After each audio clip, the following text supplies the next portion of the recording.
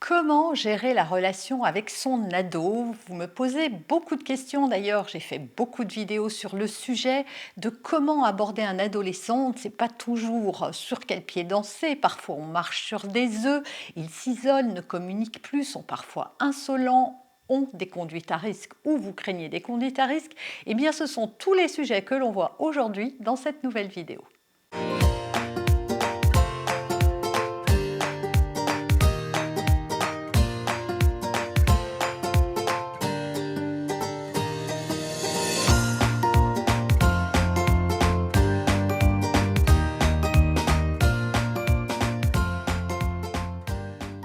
Bonjour, je suis Noémie de Saint-Cernin, votre coach en développement personnel et en parentalité. Il s'agit justement de parentalité. Dans cette vidéo, on va parler de vos ados et comment mieux gérer la relation avec lui.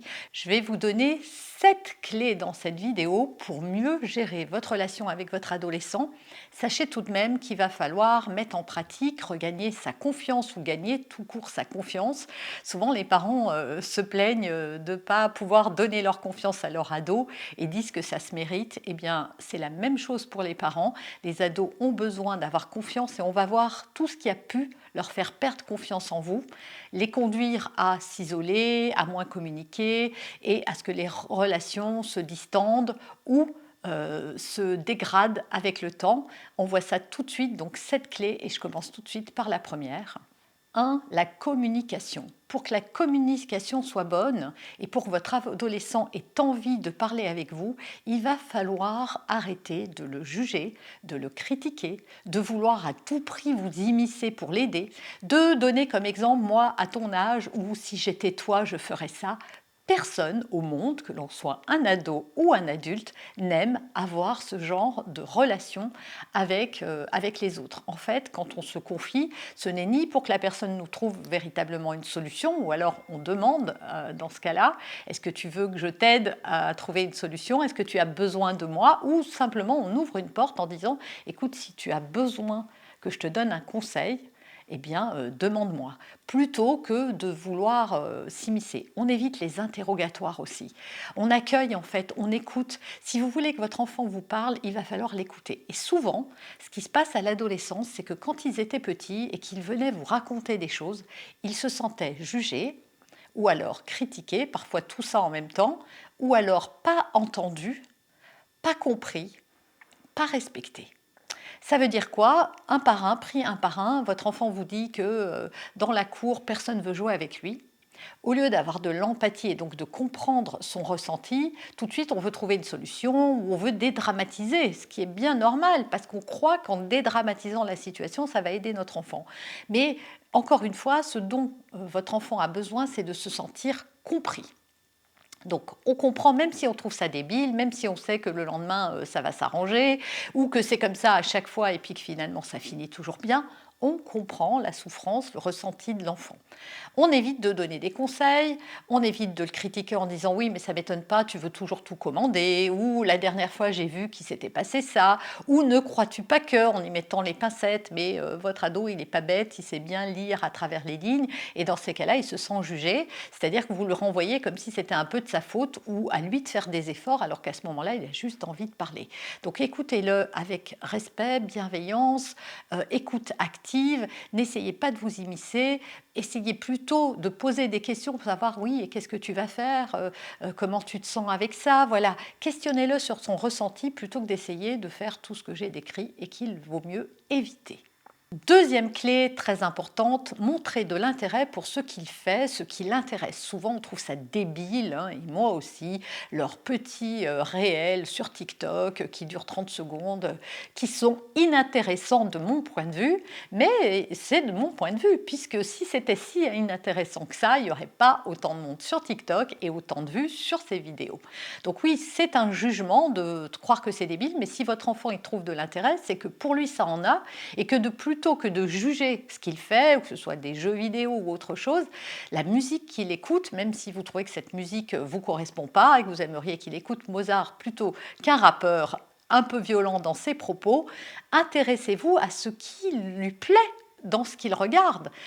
Qu'est-ce que tu en penses? Pourquoi ça te plaît? Ah, ceci, cela. Moi, je passe mon temps à faire ça avec mes filles pour des choses qui ne m'intéressent pas tant que ça. En fait, ce qui m'intéresse, c'est de m'intéresser à ce qu'elles aiment. On leur demande de s'intéresser à ce que nous, on aime. Par exemple, aller au musée, faire une expo ou écouter de l'opéra ou de la musique classique. Et on ne voudrait pas, nous, essayez d'écouter la musique qu'il écoute, essayez de comprendre les paroles, de comprendre qu'est-ce qui plaît à votre enfant à ce moment-là. Peut-être qu'il traverse un moment difficile et que cette musique l'aide à relativiser ou qu'elle l'aide à autre chose. Mais voilà, essayez de le comprendre ou en tout cas de vous intéresser à lui, je vous assure, vous allez voir, c'est vraiment et véritablement ce qui va le conduire à vous montrer encore plus de choses. Moi, j'ai une de mes filles, elle enregistre des vidéos quand elle aime bien pour me les montrer le soir. Et je vous avoue que parfois je lui dis, tu sais, c'est pas trop mon genre, mais je comprends que tu trouves que c'est sympa, etc. Donc elle a bien identifié ce qui pourrait un peu m'intéresser ou pas, et donc elle me fait des sélections. Je vous avoue quand même d'ici, même si elle va écouter, que tout ne m'intéresse pas quand même. Mais ce qui m'intéresse encore une fois, c'est de partager ce moment avec elle. Et c'est ça qui compte, c'est ce partage de moments, même si ce que je regarde n'a pas autant d'importance que la relation que je crée avec elle. Puis parfois on rigole un peu parce qu'il y a des vidéos quand même qui méritent d'être vues, ne serait-ce que pour passer un moment de rire. En faisant ça, vous lui montrez de l'intérêt pour ce qu'il aime au lieu de tout rejeter en bloc. J'aime pas ta façon de s'habiller, j'aime pas ce que tu écoutes, j'aime pas tes amis, j'aime pas ce que tu fais, j'aime pas que tu passes autant de temps à lire que des BD. Plutôt que ça, voilà, essayez de comprendre pourquoi ça a de l'intérêt pour lui et dites-vous que ça va pas rester comme ça. Rappelez-vous, on était des ados, on a fait notre crise aussi, on a eu des périodes où on avait besoin de s'identifier à d'autres choses que ce que les adultes aimaient ou avaient comme projet pour nous. C'est normal et ça passera. Troisième chose fondamentale, fixez des limites et ayez des attentes très claires vis-à-vis de votre adolescent.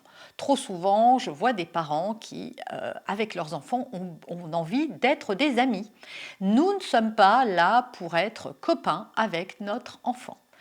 Avoir de bonnes relations avec lui, oui, mais il y aura toujours, en tout cas tant qu'il sera jeune, l'assertivité, ça viendra plus tard. Mais en tout cas, tant que vous avez ce rôle de parent et d'éducation avec lui, qu'il n'a pas quitté le nid et qu'il est encore sous votre coupe, eh bien, vous ne pouvez pas avoir une relation de copain-copain. Ça ne marche pas. En tout cas, il y a des gens qui essayent. Le problème, c'est que vous allez vous heurter. En tout cas, ça va dépendre de comment vous le faites. Parce que oui, votre enfant peut vous voir comme son meilleur ami, mais à condition qu'il y ait des règles, des limites claires, du respect, etc.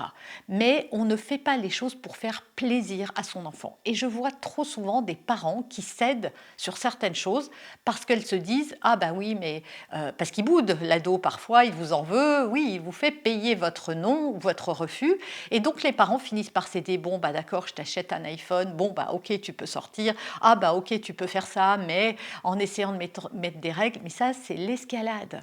Si votre enfant, vous commencez à céder sur vos règles importantes, je ne dis pas qu'il faut être rigide, mais sur vos règles importantes, eh bien, il cherchera sans arrêt à les transgresser parce que vous lui envoyez une information, finalement la règle n'est pas fixe, tu peux, en négociant, en t'acharnant, en boudant, en étant désagréable, en étant même violent, obtenir ce que tu veux et donc votre enfant aura cette attitude. Donc faites très très attention. Je ne reviens pas sur comment on fixe des limites, j'ai déjà fait des vidéos, vous allez les retrouver sur cette chaîne. Vous pouvez aussi, si vous en avez envie, télécharger la fiche pratique de cette vidéo. Vous allez retrouver justement plein de ressources complémentaires et un résumé de cette vidéo pour garder une trace et mettre en pratique. Télécharger, le lien est apparu normalement sur la vidéo au moment où je vous parle, mais elle est également dans sa description. Et pour conclure sur ce troisième point, veillez à ce que votre enfant ait bien compris ce que vous attendez de lui et pour cela, questionnez-le. Qu'est-ce que tu as compris? Et s'il n'a pas restitué exactement ce que vous avez dit, ce n'est pas tout à fait ça, vous réexpliquez, etc. Et après, c'est fini, on n'explique plus. Parce que votre ado, comme les miens, ils reviennent à la charge et disent « Oui, mais pourquoi tu ne veux pas déjà? Mais pourquoi c'est non ?» En fait, ils essayent de négocier pour rentrer dans une brèche. Si jamais vous n'étiez pas carré dans vos bottes, ils vont dire « Ah oui, mais… » et ils vont vous proposer des solutions qui ne vous conviendront pas. C'est pour ça qu'une fois que vous avez bien expliqué et que vous avez validé que votre ado avait bien compris la règle, après, moi, je réponds à mes enfants, tu le sais déjà. Oui, mais redis-moi. Je ne répète pas, on en a déjà parlé, c'est comme ça. Et là, je les laisse partir dans les tours parfois, hein, ça m'arrive, mais je m'en fiche, j'ai mis ma règle, j'ai mis ma limite, elle a été bien entendue par mon enfant, j'ai motivé le pourquoi c'était non ou pourquoi je ne voulais pas, je ne reviens pas là-dessus. C'est ma règle, elle est comme ça, comme je dis toujours à mes enfants, peut-être qu'elles sont débiles mes règles, peut-être que j'ai pas raison, mais j'ai pas de preuves, il n'y a pas d'indicateur pour me dire si j'ai raison ou pas, peut-être que c'est débile, peut-être que je regretterais d'avoir fait comme ça, mais en tout cas à ce moment-là, en ce moment, je pense que c'est ce qu'il y a de mieux et que en tant que parent, il faut que je fasse des choix. Ça ne sera pas toujours les meilleurs, mais ce sont les miens. Et donc, tu ne peux que les respecter. C'est ton rôle d'enfant. C'est pas drôle, mais c'est comme ça. La société prend des décisions pour moi aussi. Par exemple, de me confiner, de m'obliger à mettre un masque, etc. Eh bien, parfois, certaines de ces décisions ne me conviennent pas, mais je m'y plie parce que c'est la règle. Et c'est comme ça. Quatrième point, montrez-lui toujours votre amour et votre affection. C'est vrai que ça peut couler de source et souvent quand ils sont tout petits, on leur dit beaucoup de mots d'amour, on leur fait des bisous, des câlins, on les prend dans les bras. Alors vous allez me dire oui mais il veut pas. Que lui ne veuille pas, votre ado, que vous fassiez des bisous, etc. Mais il doit sentir que vous l'aimez et que vous l'aimez de manière inconditionnelle, quoi qu'il arrive. Que même quand vous n'êtes pas content, eh bien, ça n'a rien à voir avec lui. Vous n'êtes pas content de son attitude ou de ce qu'il a fait ou de son comportement, mais pas de lui. Que vous êtes là, il doit sentir que vous êtes un roc, que vous serez toujours là pour lui, quoi qu'il fasse, parce que je vous assure, ça c'est important, parce que si un jour il y a une bêtise qui est faite, il faut que vous soyez la première personne qu'il ait l'idée d'appeler sans se soucier des représailles. Une personne en qui il a confiance. Et ça, c'est fondamental. Vous pouvez dire, comme je le dis à mes enfants, je ne serais sûrement pas contente de savoir que tu as trop bu à une soirée ou que, je ne sais pas, tu as fait telle ou telle bêtise, mais appelle-moi parce que je saurai toujours prendre la meilleure décision pour toi, parce que je t'aime et que j'irai toujours dans le sens de ton bien-être et qu'il vaut mieux que tu te tournes vers moi que vers des autres personnes qui n'auront pas cette animation qui est ton bonheur, ton bien-être, ta sécurité. Et enfin, dernier point, soyez un bon modèle pour vos enfants. Voilà. Si vous leur dites sans arrêt qu'il faut être respectueux et que vous ne les respectez pas, et ne pas respecter un ado, ça va dans raconter sa vie, je ne sais pas, il y a un petit copain et puis vous recevez des amis et vous parlez de ça alors que vous n'avez pas été autorisé à le faire. Qu'est-ce que vous diriez, vous, si vos amis parlaient de votre prochaine relation ou de ce que vous avez fait sans que vous les ayez autorisés? Peut-être que vous avez envie vous-même d'en parler ou qu'on n'en parle pas du tout, si vous êtes trop intrusif, si vous-même vous vous comportez mal, si vous passez des heures à scroller votre Instagram, si vous êtes sur votre téléphone en permanence, si voilà, quels que soient les comportements que vous avez, dites-vous que pour que votre enfant accorde du crédit à ce que vous dites, il faut que vous incarniez le respect que vous avez envie de voir et les valeurs que vous avez envie de transmettre à votre adolescent. Voilà pour un petit état des lieux. Bien sûr, il y aurait encore beaucoup à dire. C'est pour ça que vous allez retrouver des tas de vidéos. Téléchargez également la fiche. Abonnez-vous, cliquez la cloche si vous arrivez sur cette chaîne ou si ça fait déjà plusieurs vidéos que vous me suivez et si vous avez envie de m'aider à faire grandir cette communauté.